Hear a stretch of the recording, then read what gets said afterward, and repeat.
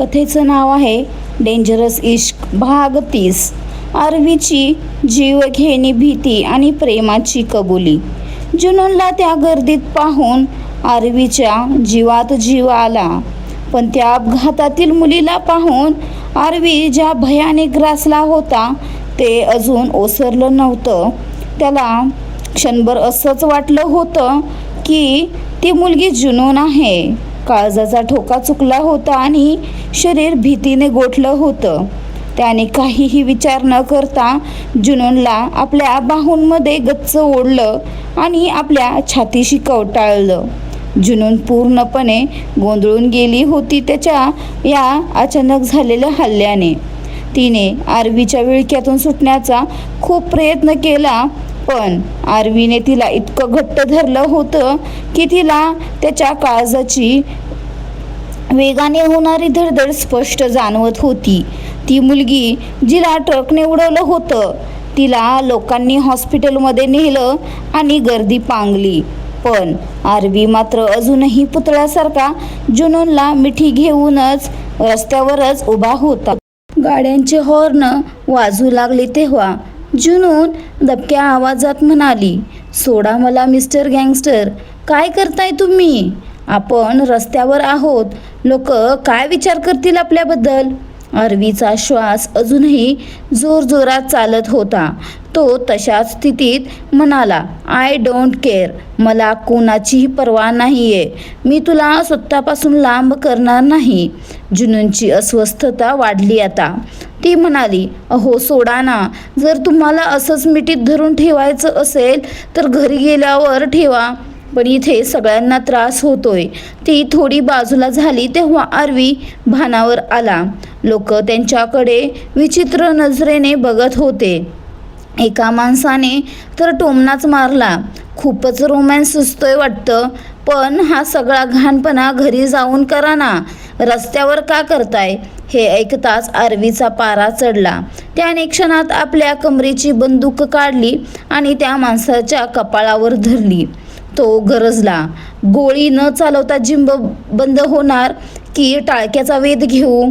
आरवीच्या हातातली बंदूक पाहून तो माणूस भीतीने थरथर कापायला लागला. जुनूनने पटकन आरवीचा हात खाली केला आणि ओरडली, "काय करताय तुम्ही मिस्टर गँगस्टर? चूक तुमची आहे. तुम्ही अशा भर रस्त्यात मला घेऊन उभे आहात, जणू आपण ब्लॅक मून विलाच्याच गार्डनमध्ये आहोत. स्वतःची चूक आणि राग दुसऱ्यावर का काढताय? चला इथून." असं म्हणून तिने त्याचा हात पकडला आणि जोरात ओढत गाडीकडे नेलं. आरवी मात्र अजूनही त्या माणसाकडे खुनशी नजरेने बघत होता. जुनूनने ड्रायव्हिंग सीटचा दरवाजा उघडला आणि म्हणाली, "बसा गाडीत. काय नशा केली काय माहिती. मी तुम्हाला औषध घ्यायला घेऊन आले होते आणि तुम्हीच काहीतरी उलट औषध खाऊन बसलात असं वाटतंय." आरवीने गाडीचा दरवाजा जोरात बंद केला आणि जुनूनला गाडीला टेकून तिच्यावर झुकला. तो तिच्या डोळ्यात बघत म्हणाला, "हो, मी शुद्ध हरपलोय जानम, पण औषधांमुळे नाही तर तुझ्या प्रेमामुळे." आरवीचे हे शब्द ऐकताच जुनूनच्या काळजाची धडधड वाढली आणि तिचे गाल लाजेने लाल झाले. आरवीने तिची कंबर पकडली आणि गंभीर आवाजात म्हणाला, "तुला माहीत आहे का, या जगात अशी कोणतीही भीती नव्हती जी आरवीच्या मनात भीती निर्माण करू शकेल. अशी कोणतीच गोष्ट नाही. मी फक्त लोकांना घाबरवायला शिकलोय. स्वतःला घाबरणं मला माहीतच नव्हतं. पण आज माझा जीव कंठाशी आला होता. माहीत आहे का?" जुनूनने हळूच विचारलं. "का?" आरवीने तिच्या गालावर हात फिरवला आणि म्हणाला, "तुला गमावण्याच्या भीतीने." हे उत्तर ऐकून जुनूनसाठी जणू सगळं जग एका क्षणासाठी थांबलं. आजपर्यंत तिला कोणीही इतकं महत्त्व दिलं नव्हतं. लोक तिला मरणाच्या शिव्या द्यायचे पण पहिल्यांदा तिला आज असं वाटलं की ती कोणाचं तरी पूर्ण आयुष्य बनली आहे. भावनांच्या भरात तिने स्वतःहून आरवीच्या छातीवर डोकं ठेवलं आणि त्याला मिठी मारली. आरवीच्या आणि जुनूनच्या हृदयाचे ठोके जणू एकमेकांशी संवाद साधत होते. आता आरवी आणि जुनूनचं हे प्रेम कोणतं नवं वळण घेणार? न्यूयॉर्कच्या प्रवासापूर्वी शत्रू कोणती चाल खेळणार? आणि सुकूनचं पुढचं पाऊल काय असेल? सुकूनचा अघोरी वार आणि क्लबमधील नवे षडयंत्र. तर चला पाहूया. काही वेळानंतर आरवी जुनूनला घेऊन ब्लॅक मून विलामध्ये परतला. त्याला एका महत्त्वाच्या मीटिंगसाठी बाहेर जायचं होतं, म्हणून त्याने जुनूनला आत जायला सांगितलं. जुनून आपल्या खोलीत आली. इतक्यात कोणीतरी दरवाजा ठोठावला. मागे वळून पाहिलं तर सुकून उभी होती. सुकून रागाने म्हणाली, माझ्या पतीसोबत कुठे गेली होतीस तू? जुनूनने तिला उत्तर देणं टाळलं आणि कपाटाकडे ती वळली, कारण तिला ते जड कपडे बदलून काहीतरी हलकं टी शर्ट हवं होतं. स्वतःला इग्नोर केलेलं पाहून सुकूनचा मात्र पारा चढला. ती तिच्या मागे गेली आणि ओरडली, तुझ्यात तर खूपच ॲटिट्यूड आलाय. आधी तर म्हणायचीस की मीच तुझं जग आहे, मला काही झालं तर तू जगणार नाहीस. मग आता काय झालं? माझ्या आई वडिलांना खाऊन आता माझ्या पतीलाही हिसकावून घेतलंस. हे ऐकून जुनूनला राग आला. तिने कोणाकडून हिरावलं नव्हतं. तरीही ती शांत राहिली आणि बाथरूमकडे जायला वळली. बाथरूमकडे जाताना सुकूने तिचा हात धरून तिला मागे खेचलं आणि ओरडली, मी काहीतरी विचारते तुला. माझ्या पतीसोबत फिरतेस आणि मलाच भाव खातेस. तुला लाज वाटत नाही दुसऱ्याच्या आयुष्यात दुसरी स्त्री बनायला? तुझी नशीबच तसं आहे. तुला स्वतःचं असं काही मिळू शकत नाही, म्हणून दुसऱ्यांचं चोरतेस. हे ऐकताच जुनूनने आपला हात सोडवला आणि कडाडली, मला कोणाचं काहीही चोरण्याची गरज नाही. मिस्टर गँगस्टर नेहमीच माझे होते आणि माझेच राहतील. तुम्हीच त्यांना माझ्याकडून हिरावण्याचा प्रयत्न करत होता. माझं नशीब खूप चांगलं आहे की मला ते मिळाले, आणि तुझं नशीब खूप वाईट आहे की तुम्ही स्वतःचं आयुष्य स्वतःच खराब करताय, बर्बाद होताय. अजूनही वेळ आहे. त्यांची माफी मागा. ते तुम्हाला चांगलं आयुष्य जगायला मदत करतील. जुनूनचं हे बोलणं ऐकून सुकूनचा मात्र ताबा सुटला. तिने पुढच्या क्षणी जुनूनचे केस आपल्या मुठीत गच्च धरले आणि तिला मागे खेचलं. जुनूनच्या तोंडून वेदनेची आह निघाली. सुकूनने तिला इतक्या जोरात धक्का दिला की जुनूनचं डोकं थेट बेडच्या अणकुचीदार कोपऱ्याला जाऊन लागलं. तिच्या कपाळातून रक्ताची धार वाहू लागली. जुनून मात्र थक्क होऊन सुकूनकडे बघत होती, जिचा चेहरा रागाने लाल झाला होता आणि ती जुनूनला संपवायलाच निघाली होती असं वाटत होतं. दुसरीकडे आरवी एका क्लबमध्ये पोहोचला होता.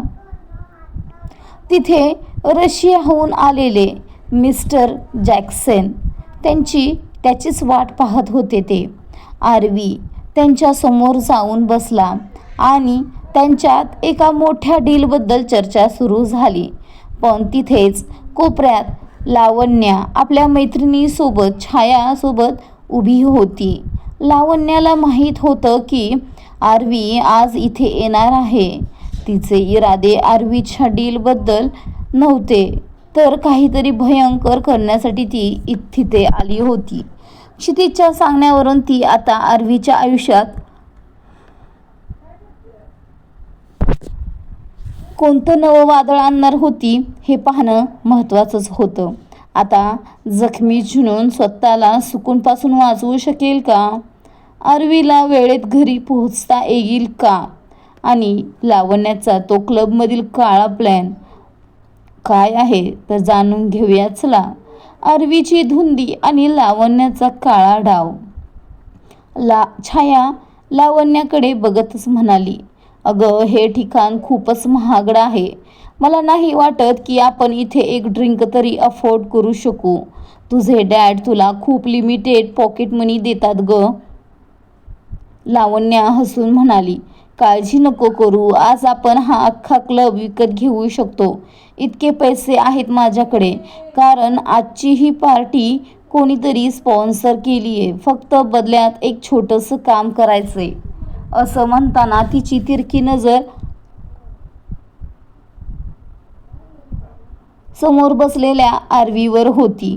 हॉट नाईट क्लबमध्ये आरवी मिस्टर जॅक्सनसोबत बसून रशियन डीलची चर्चा करत होता. सोबतच सिगारेटचे धूर सोडत ते महत्त्वाच्या फाईल्स शेअर करत होते. दुसरीकडे लावण्या काउंटरवर बसून वाईनच्या ग्लासाशी खेळत होती. छाया म्हणाली, अगं, तो ग्लास फक्त पकडून का बसलीयस? प्यायची नसेल तर तो काय घरी शोपीस म्हणून न्यायचा आहे का?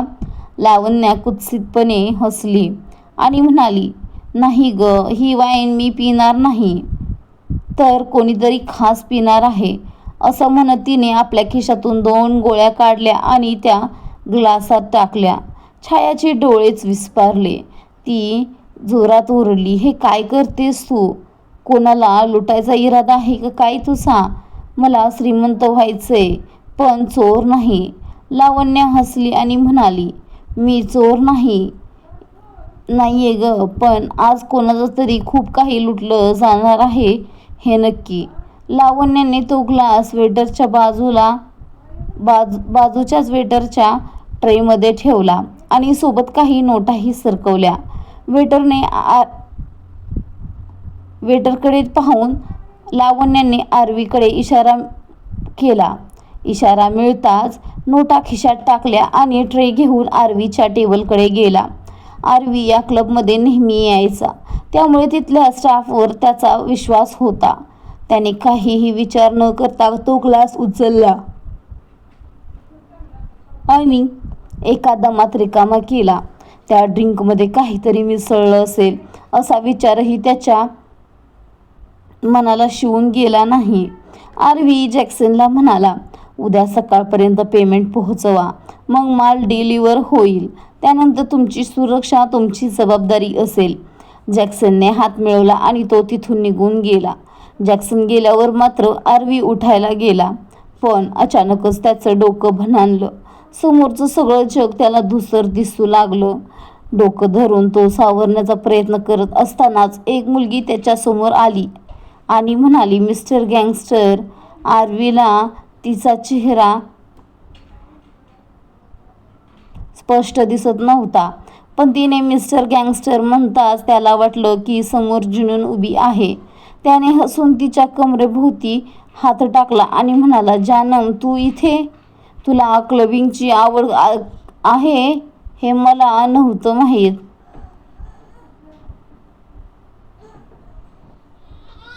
ती मुलगी आरवीच्या गालावर हात फिरवत म्हणाली, तुम्ही जिथे जाल तिथे मी येणारच ना, पण मला वाटतं आपण आता दुसऱ्या जागी जायला हवं. इथे सगळे आपल्याला बघत आहेत. असं म्हणत तिने आरवीचा हात पकडला आणि त्याला क्लबमधील एका लक्झरी रूमकडे नेलं. लावण्य आणि छाया लांबूनच हे सर्व दृश्य बघत होत्या. आरवी आता पूर्णपणे त्यांच्या जाळ्यात अडकला होता. आता आरवी त्या खोलीत जुनून समजून कोणासोबत जात आहे. जुनूनला घरी झालेल्या जखमेचं काय होईल? जुनून आणि न्यूयॉर्कच्या ट्रिप आधी आरवीचं आयुष्य उद्ध्वस्त होणार का? आरवीचा घात आणि सुकूनचा क्रूर चेहरा. लावण्या हसली आणि छायाकडे बघत म्हणाली, फक्त 2 मिनिट थांब. ती आपल्या फोनकडे बघत होती. तितक्यात एक मेसेज फ्लॅश झाला. तिने तो ओपन केला तर त्यात आरवी एका बेडवर पडलेला होता आणि त्याच्यासोबत एक मुलगी होती. सध्या तरी दोघांच्या अंगावर कपडे होते, पण मेसेजमध्ये लिहिलं होतं, हा फक्त ट्रेलर आहे, बाकीचे फोटो लवकरच मिळतील. माझे पैसे तयार ठेव. लावण्याने लगेच तो फोटो क्षितिजला पाठवला आणि काही क्षणातच तिच्या खात्यात 5 लाख रुपये जमा झाल्याचा मेसेज आला. लावण्याचा चेहरा पाहून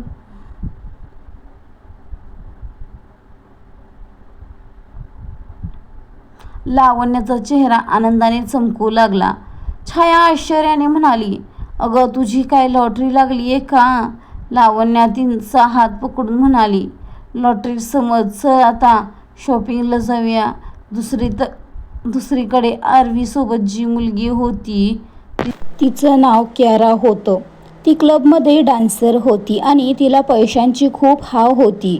तिच्या खात्यात 1 लाख रुपये जमा झाल्याचा मेसेज येताच ती आरवीवर झुकली आणि त्याचे शर्टचे बटन उघडत म्हणाली, आजपर्यंत एका रात्रीचे 5-10 हजार मिळायचे, पण आज थेट 1,00,000. तुझ्यासारखे श्रीमंत पोरं रोज मिळाले तर क्यारा सोन्याच्या बेडवर झोपेल, असं म्हणून ती हसायला लागली. तिकडे ब्लॅक मून फिल्ममध्ये सुकूनने जुनूनला धक्का दिला होता आणि जुनूनचं डोकं बेडच्या कोपऱ्याला लागलं होतं. जुनून सुन्न होऊन सुकूनकडे बघत होती. सुकूनने तिचे केस पकडून तिची मान वर खेचली आणि म्हणाली, अजून तर फक्त तुला धक्काच दिलाय, मग तर असं होतंय की तुला गच्चीवरून खाली फेकून द्यावं. सगळा कटकटच संपेल. तुला शेवटची संधी देते. गपचूप इथून निघून जा आणि मला आणि माझ्या आरवीला शांततेत जगू दे, नाहीतर तुला जिवंत सोडणार नाही. जुनूनला आता दुःखापेक्षा जास्त राग येत होता. ती कडाडली, तुला लाज नाही वाटली हे सगळं बोलताना? तू किती समजूतदार आणि गोड होतीस सुकून. माझ्यावर जीव ओवाळून टाकायचीस आणि आज चक्क माझ्या जीवावर उठली आहेस. सुकून जोरात ओरडली, तुला तो भ्रम आहे की मी तुझ्यावर प्रेम करायचे. मी तुझा कधीच तिरस्कार केलाय, कायमच तिरस्कार करत आले, कारण तू माझ्या आयुष्यातलं सर्वात मोठं ग्रहण आहेस. आईबाबांनी तुझ्यामुळे मला कधीच नीट वागवलं नाही. मला नेहमी तुझी जुनी खेळणी आणि जुने कपडे मिळायचे. आता तुला काय वाटतं मी तुझा वापरलेला पती जवळ बाळगेन? अजिबात नाही. आरवीवर फक्त माझा हक्क आहे. त्याने येण्यापूर्वी तू या घरातून बाहेर पड. स्वतःचं आयुष्य तर तू बर्बाद केलंच आहेस, किमान माझं तरी आयुष्य सोडून दे. जुनून रडवेल्या स्वरात म्हणाली, मी माझं आयुष्य स्वतः बर्बाद केले? तुला नाही वाटत की मला सुखी होण्याची एक संधी मिळायला हवी? मिस्टर गँगस्टर माझं आयुष्य सावरू पाहतायत तर तू आमच्यामध्ये काय येतेस? जुनूनचं बोलणं पूर्ण व्हायच्या आतच सुकून पुन्हा किंचाळली, मी तुमच्यामध्ये येत नाहीये. तू आता आरवी त्या गुंगीच्या औषधाच्या प्रभावात असताना क्यारासोबत कोणत्या परिस्थितीत सापडणार? सुकूनच्या या वागण्यामुळे जुनून खरंच घर सोडून जाणार का? आणि आरवीच्या हाती ते फोटो पडल्यावर काय होणार? पाहण्यासाठी आपला चॅनल सबस्क्राईब करा, बेल आयकॉन प्रेस करा आणि कमेंट करायला विसरू नका. तुमच्या कमेंट्सने मला उत्साह येतो. लवकरच अद्वियाचा पण भाग येईल. तोपर्यंत बाय. भेटू एका नवीन भागासह लवकरच. Bye bye.